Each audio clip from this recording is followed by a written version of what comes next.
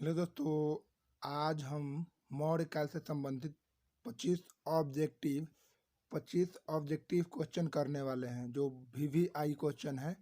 VVI question है जो आपके एग्जाम में टोटल क्वेश्चन आ सकता है और टोटल पूछा गया क्वेश्चन है, प्रीवियस ईयर क्वेश्चन है टोटल। तो चलिए देखते हैं क्वेश्चन को। मौर्य काल से संबंधित मौर्य काल 322 ईसा पूर्व से 185 ईसा पूर्व तक चला हुआ था मौर्य काल। इन्हीं से संबंधित ऑब्जेक्टिव क्वेश्चन है। चलिए क्वेश्चन क्यों चलते हैं, क्योंकि क्वेश्चन है, फर्स्ट क्वेश्चन है कि चाणक्य का अन्य नाम क्या था। चाणक्य का अन्य नाम था विष्णुगुप्त। ऑप्शन बी सही है, विष्णुगुप्त। ये क्वेश्चन नंबर 2 है। निम्नांकित में से किसकी तुलना मैकियावेली के प्रिंस से की जाती है। इसका राइट आंसर बी हो जाएगा, कौटिल्य का अर्थशास्त्र। Right answer B. ले क्वेश्चन नंबर 3 है। वह शासक कौन था जिसने राज सिंहासन पर बैठने के लिए अपने बड़े भाई सुसीम की हत्या की थी। इसका राइट आंसर हो जाएगा ए, अशोक। राइट आंसर ए हो जाएगा, अशोक। चलिए क्वेश्चन नंबर 4 पे आते हैं। निम्नलिखित में सम्राट अशोक की वह पत्नी कौन थी जिसने उसको प्रभावित किया था। तो इसका राइट आंसर हो जाएगा कौरवकी। Option D. क्वेश्चन नंबर 5 आते हैं। क्वेश्चन नंबर 5 है। अशोक ने अपने अभिलेखों में एकरूपता से किस प्राकृत का प्रयोग किया है। Option number A, Ardhamagadhi. Option A सही हो जाएगा, अर्धमागधी। क्वेश्चन नंबर 6 है। बिंदुसार ने विद्रोहियों को कुचलने के लिए अशोक को कहाँ भेजा था। तक्षशिला। ऑप्शन बी हो जाएगा, तक्षशिला। चलिए क्वेश्चन नंबर आते हैं 7 पे। क्वेश्चन नंबर 7 है। निम्नलिखित में से वह व्यक्ति कौन है जिसका नाम देवयान या प्रियदर्शी भी था। तो इसका राइट आंसर हो जाएगा अशोक। निम्नलिखित में से प्राचीनतम राजवंश कौन है। क्वेश्चन नंबर 8, मौर्य वंश। ऑप्शन ए सही है, मौर्य वंश। प्राचीनतम राजवंश मौर्य वंश। क्वेश्चन नंबर 9 है।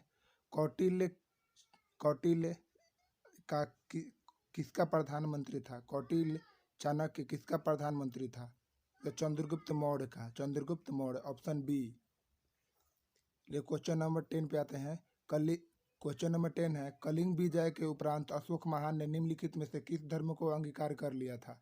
इसका राइट आंसर हो जाएगा बी, बौद्ध धर्म। ये क्वेश्चन नंबर 11 आते हैं। 11 पे है। चंद्रगुप्त के शासन विस्तार में किसने मुख्य रूप से मदद की थी। इसका राइट आंसर हो जाएगा सी, चाणक्य। सी राइट आंसर हो जाएगा। चलिए 12 नंबर क्वेश्चन है। सांची किस कला व मूर्ति कला का निरूपण करता है। बी हो जाएगा, बौद्ध धर्म। क्वेश्चन नंबर 13 पे आते हैं। क्वेश्चन नंबर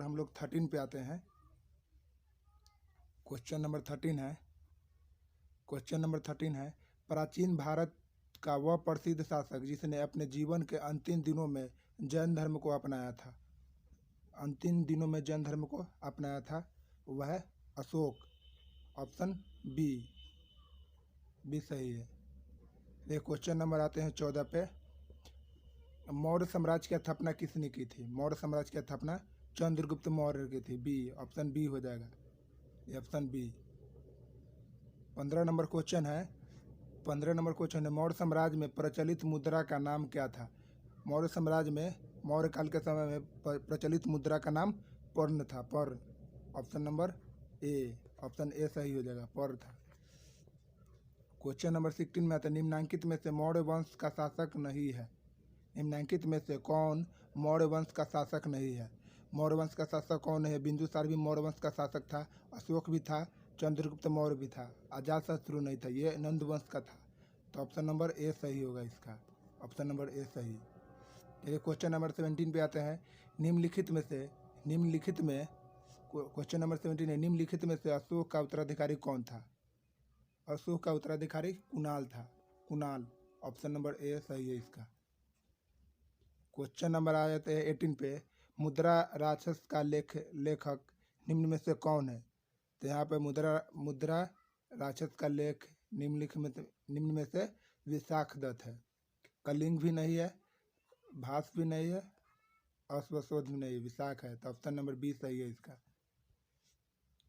19 नंबर क्वेश्चन है, विशाख दत्त के प्राचीन भारतीय नाटक मुद्रा राक्षस की विषय वस्तु है? Option number D Chandragupta.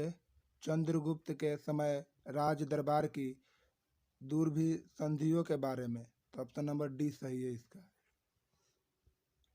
20 number question आते हैं। 20 नंबर क्वेश्चन है, मालवा, गुजरात व महाराष्ट्र किस शासक ने पहली बार जीते?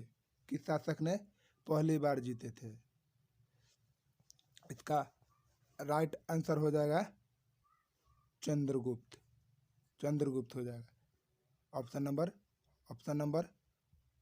नंबर डी सही है इसका। डी 20 का।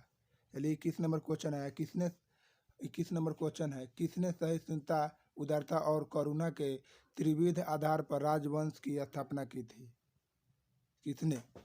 शिवाजी भी नहीं है, रंजीत सिंह नहीं है, अकबर भी नहीं है, अशोक। इसका राइट आंसर ए सही है।